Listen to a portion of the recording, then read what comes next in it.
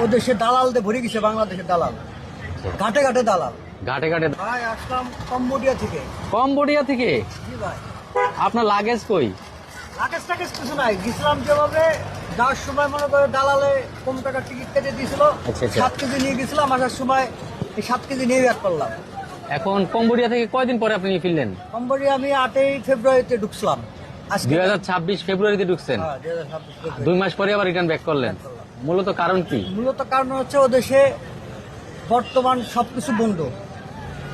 ও দেশে দালালদের ভরে গেছে, বাংলাদেশের দালাল, ঘাটে ঘাটে দালাল।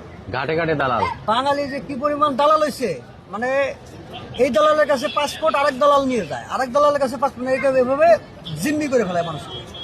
আমি যাওয়ার পরে আমার ঘটনা বলে, আমি যাওয়ার পরে নামার পরে এক দালালের কাছে আমার নিয়ে গেল, নিয়ে যাওয়ার পরে তার কাছে আমার থাকতে দিল, সে আবার যাওয়ার সাথে আমার পাসপোর্ট নিয়ে নিয়েছে। তার সাথে এই দালালের মনে হয় পাওনা দানা সমস্যা, আমার ছাড়ে না। পরে ফোন টোন করার পরে, বাড়িতে ফোন টোন করার পরে পরে ছাড়লো, তারপরে আমার কাছ থেকে সে 60,000 টাকা নিছে। বাংলা টাকা 60,000? বাংলা টাকা হয়েছে, ব্যাংক থেকে ট্রান্সফার করে দিছি, আমার কাছে সব ডকুমেন্ট আছে। 60,000 টাকা নেওয়ার পরে লোন বাবদ মানে ইনাই বিনাই নেওয়ার পরে দালাল নিয়ে, তো পরে আমি যখন ননপেনে আসলাম, তার বাসা আসার পরে সে 2 দিন পরে দালাল এখান থেকে পলায় চলে গেছে। আচ্ছা। পলায় চলে গেছে পুরা। যাওয়ার পরে ও আমার ভিসা করে দেওয়ার কথা, 1 মাসের সিঙ্গেল এন্ট্রি ভিসা দিয়ে নিয়ে গেছিল। ওই যে দালাল পলাইছে তার আর খুঁজে পাই না।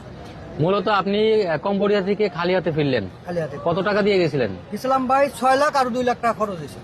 6 লাখ আর 2 লাখ, 8 লাখ। 8 লাখ টাকা 8 লাখ টাকা নিঃস্ব হয়ে এখন বাংলাদেশে ফিরলেন। নিশ্চয়ই বাংলাদেশ। আপনি কত টাকা ঋণ আছেন এখন?